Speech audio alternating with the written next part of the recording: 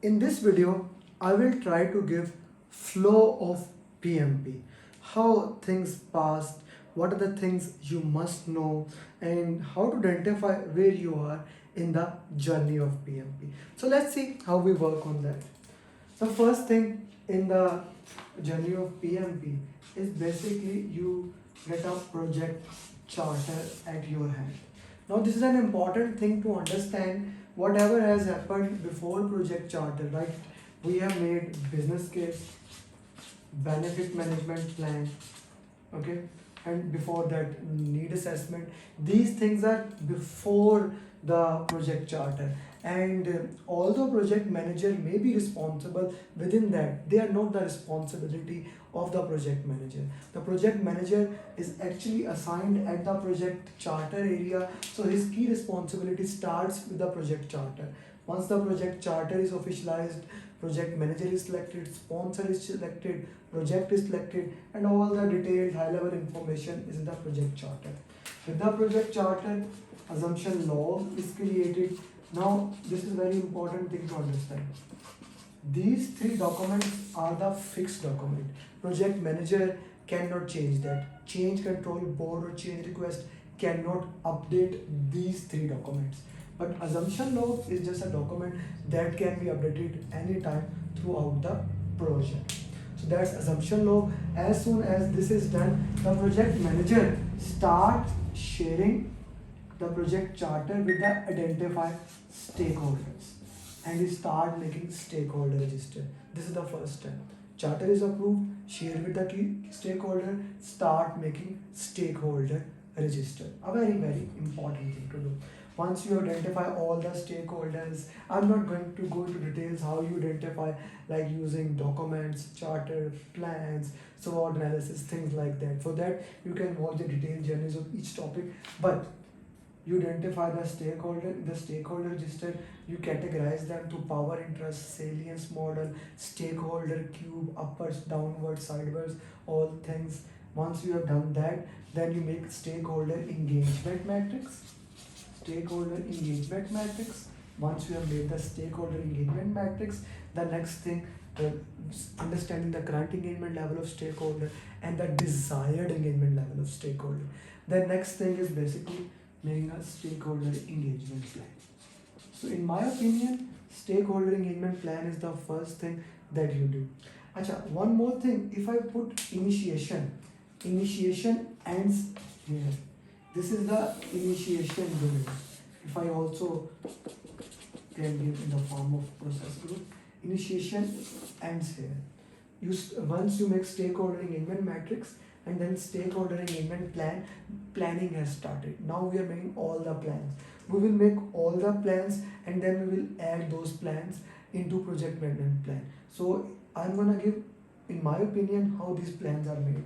Once the stakeholder engagement plan is made, in correspondence we also make communication management plan. So communication management plan is all about right information, right time to right people to have right impact. So we make communication management plan to satisfy the need of the stakeholders. That's it. To see how these stakeholders are going to be satisfied, what format we need to communicate to them, what tools we need to do. Stakeholder engagement plan is all about what are the strategies we need to satisfy the stakeholder. Communication is right format, right time, frequency, things like that. So we make communication management plan and we send it for approval. Now the third plan that is being made in correspondence is resource management plan. Okay, resource engagement plan, resource management plan. How do we identify the resource? What are the types of the resource? Physical resources, virtual resources. Right now, PMP is very heavy on virtual resources. Of course, the Tuckman ladder plays a great role here. It is productivity, time, forming, storming, norming, performing, and journaling. Okay, so we make a plan according to that. In the resource management plan, we identify the RISI, what are the responsibility, accountability, consult, inform. We identify the physical resources. Actually, we do that informing. We need physical resources or virtual resources. If we want physical resources, what are the challenges like accommodations, providing food and utilities, bus. If we want virtual resources, how we are going to challenge the global time zone issue, what time is it there, what time is with you, how we are going to manage the video issue, the background noise. Every family has a background noise, their kids can be there, someone's house can be on the near the road, near the place where the like airports or the railway station the sound can go. So we identify the virtual challenges and we handle them accordingly in the forming stage. We identify what are the types of the skills we require, we provide them, we make team charter. Actually team make the team charter ground rules, but we facilitate that. Here the stage is more of a forming stage. So we identify all these things in the resource management plan. Interestingly, resource management plan actually happens before forming stage or till forming stage. So once the resource management plan is done, all the information is done, we give it to approval. All other things will come in execution, and I'll get back to the document later in execution. Once the resource management plan is being made, we start making the plan of quality.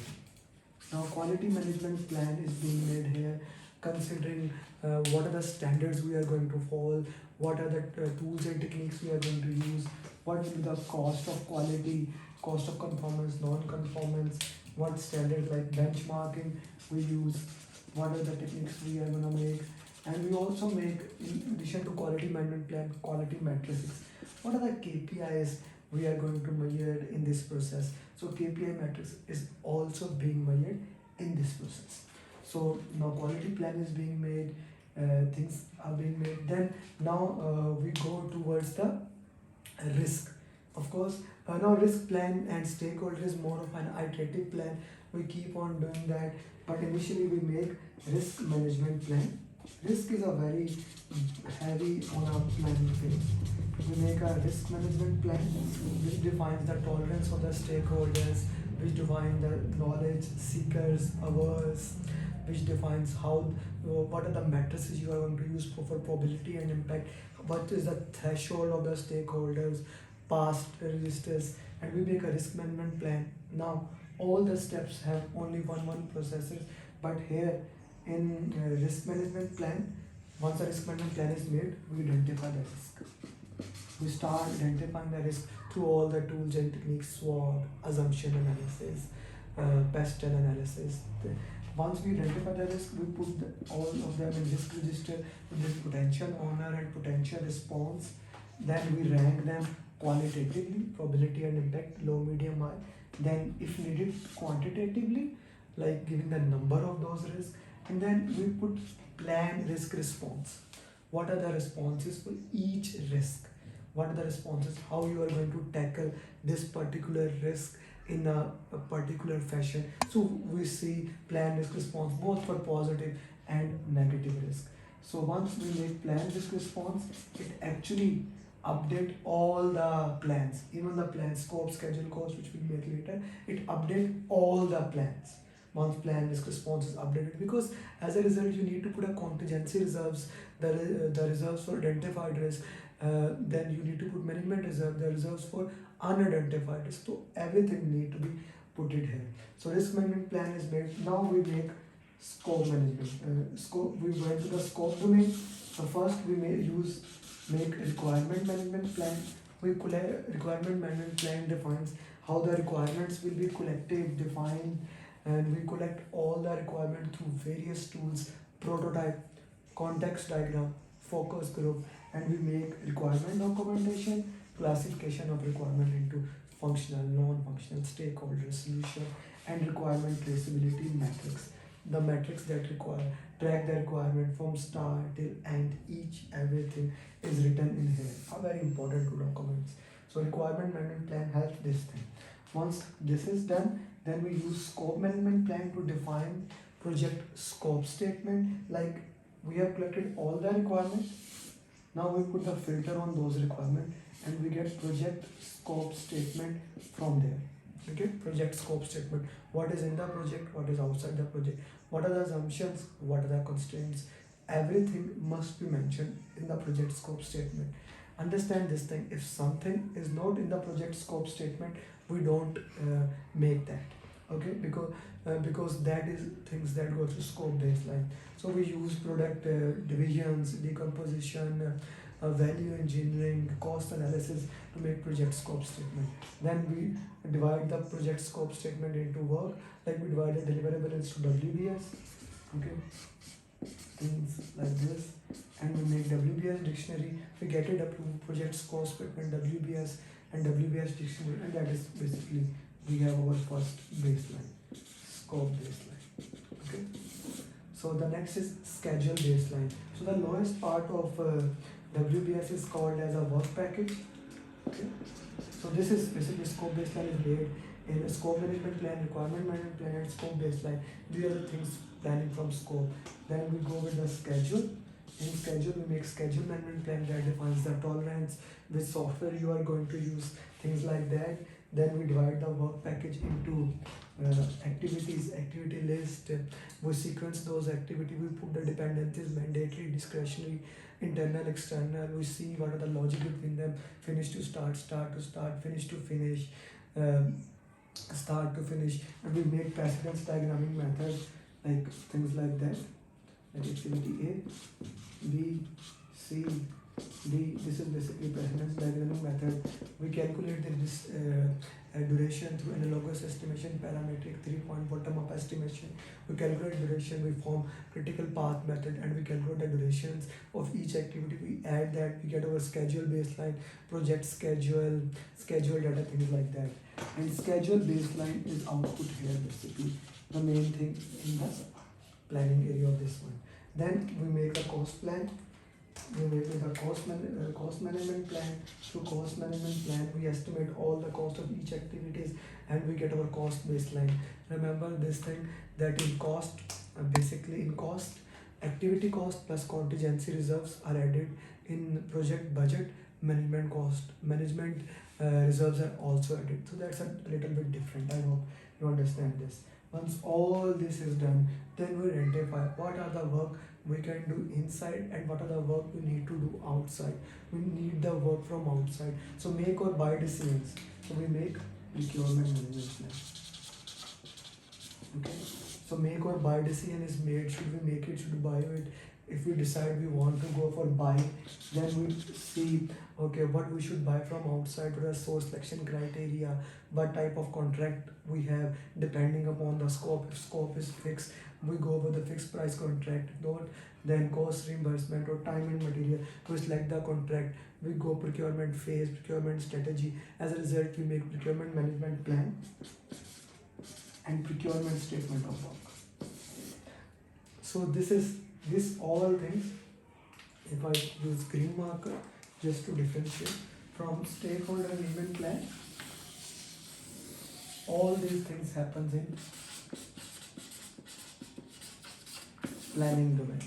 All these things, all the plans are being made in planning. So just for a review, just for a sequence, we started with the stakeholder engagement plan, then we made communication management plan, then we made resource management plan.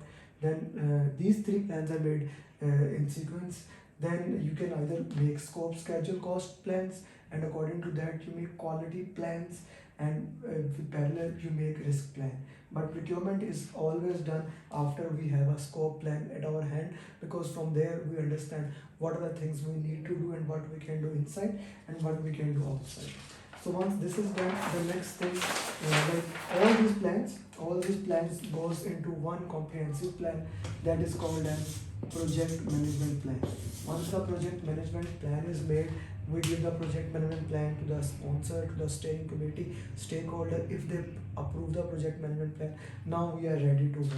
Now we do kick-off meeting, especially in a kick-off meeting. I'm writing more of a predictive way. In Agile, we work in Scrum, so maybe I'll give a little bit hint of Agile also. Agile. Then we move to the next thing, project management plan. We start working on the project management plan. So when we start working on the project management plan, what is happening here? Let me go back to the initial phase.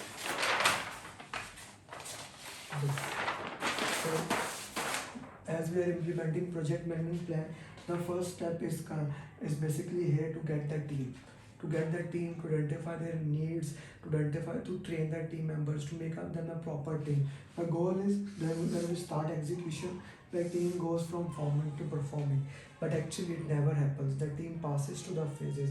First, the team goes to storming. We need to coach them. Then they go to norming. Then go to performing. So we train the team member. We identify their needs. We see what are the things that we need to work with the team members.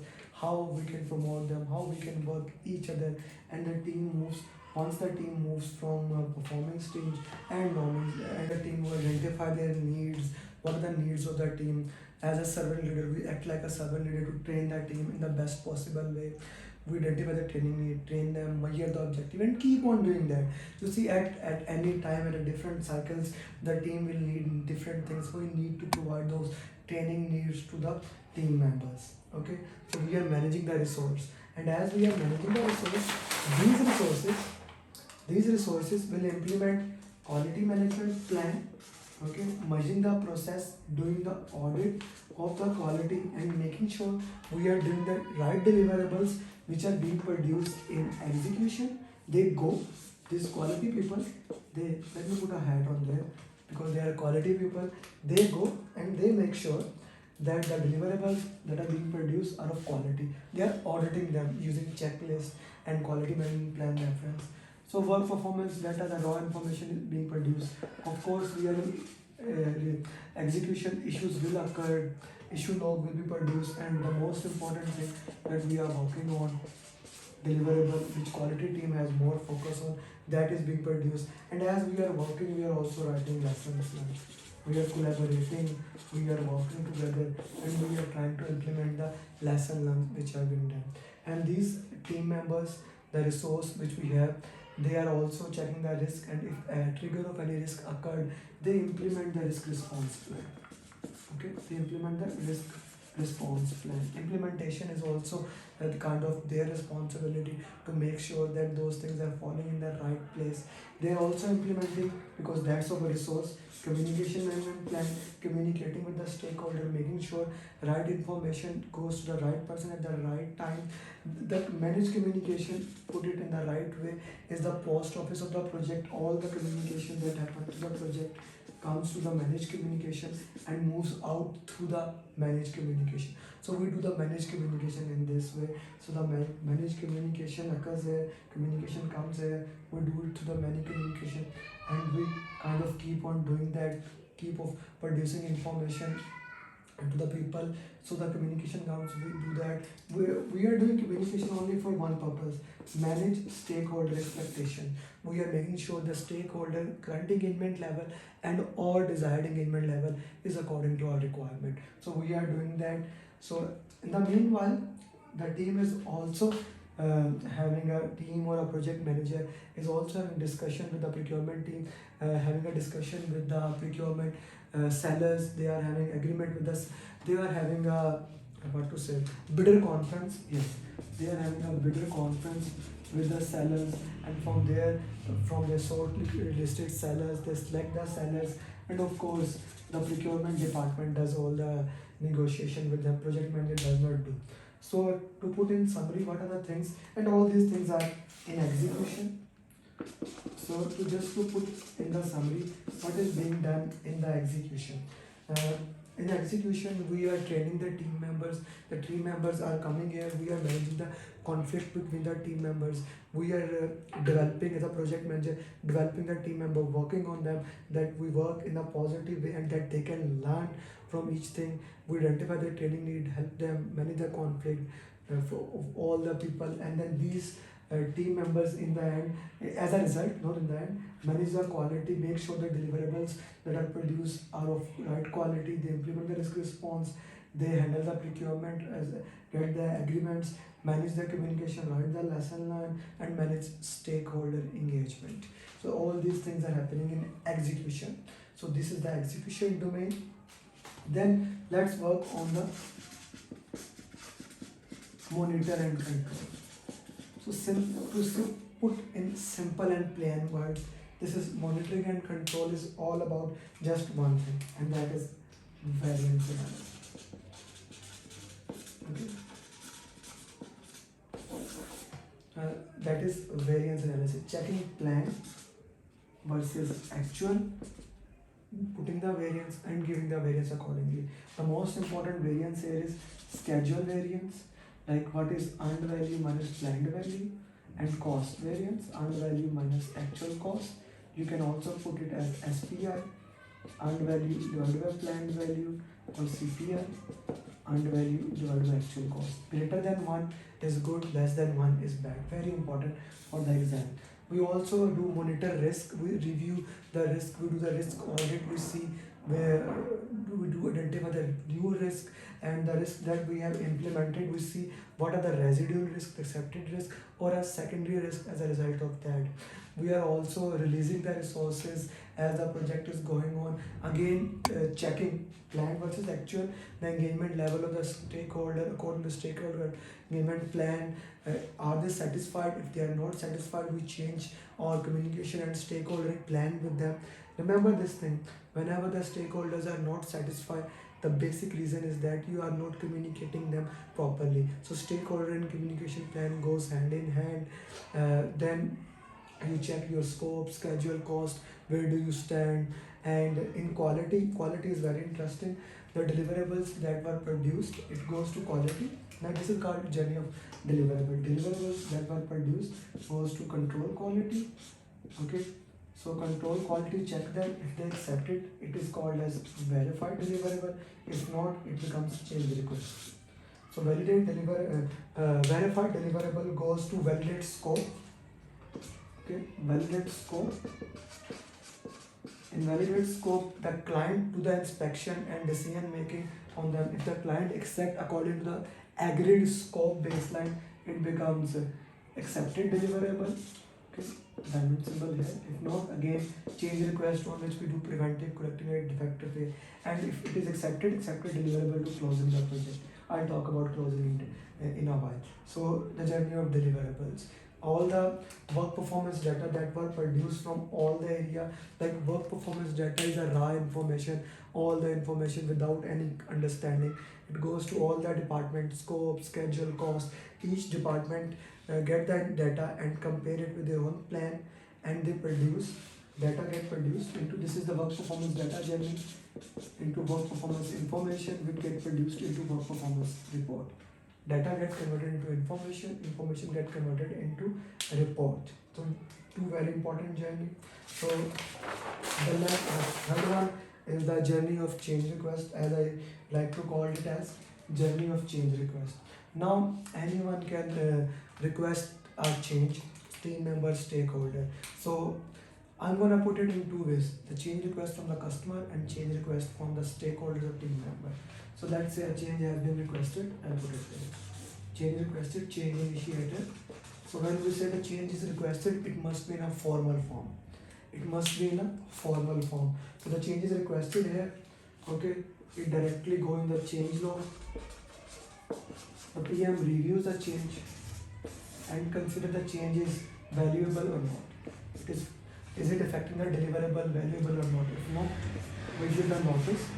We update the we provide the notice and we update that. If yes, if the change is valuable, yes, we start doing analysis on that, a detailed analysis. After detailed analysis, the project manager check whether he can approve the change request. It lies within his authority, or he goes to change control board. The change is low, medium, or he also needs sponsor for that. This is the change control board without sponsor, this is a sponsor. If the change is very high, then we involve the sponsor. Once the change is approved, again if the change is denied here, so we say no. If the change is approved here, we build the change, update the change log, we communicate to everyone, change is there. This happens in this step. Build it, like balances the scope baseline, change, update the change log, communicate. We then, once this is done, we implement the change request. Communicate to everyone, and again rebalance the project, and we keep on doing that. So this was change requested from anyone, not the customer. If the customer requests the change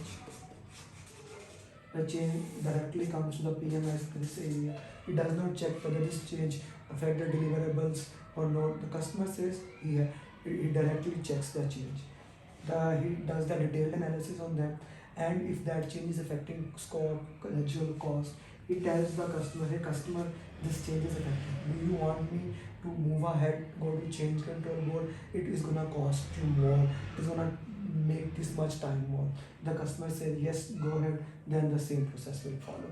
So this is how the change happens in a predictive environment. Now let's say this environment was agile. If this environment was agile, I'll come to the basis of agile in this video. So if the change is agile, the change directly goes to the product owner. He put all the changes in the product backlog, and with that, stakeholders and all the people, he put them as high value, high risk. If that change becomes at high value, it goes and it is proceeded in the next sprint. If it is low value, it is still in the product backlog. All the changes must come and we put them into the product backlog, but they are worked according to their priority. Now this is all about monitoring and control. Finally, the last thing is closing of project.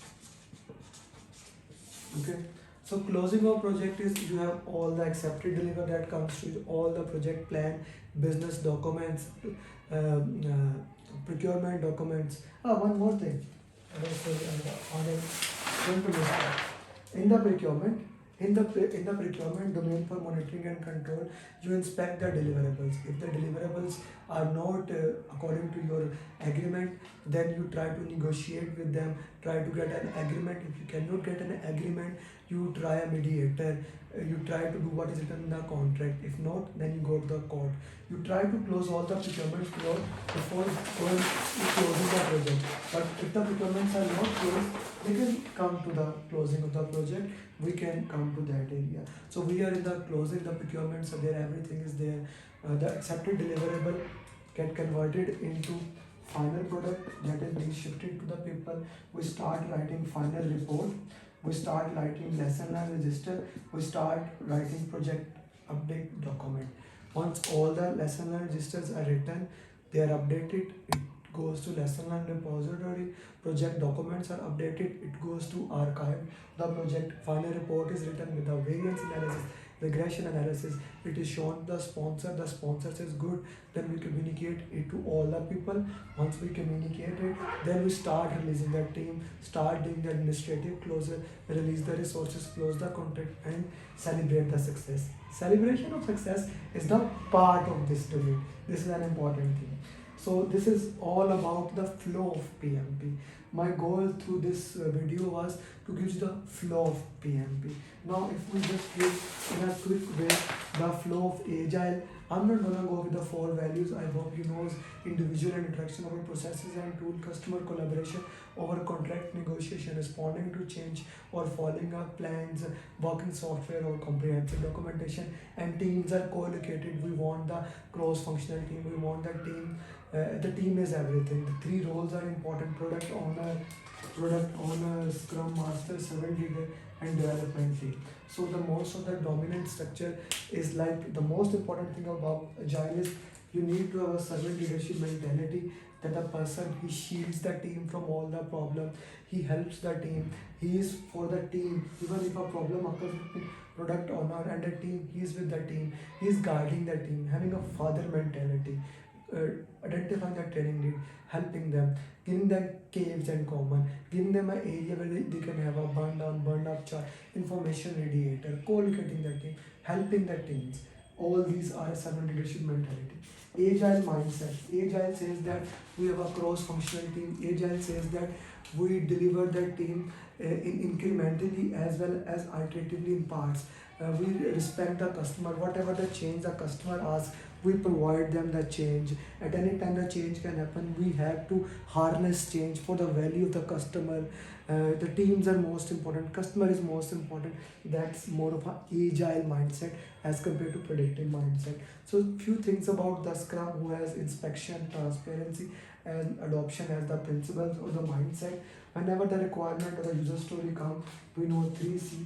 We write the user story in card, we have conversation, confirmation, and we know the invest acronym of the user stories. All the user stories must be independent, negotiable, valuable, estimable, smallable, testable.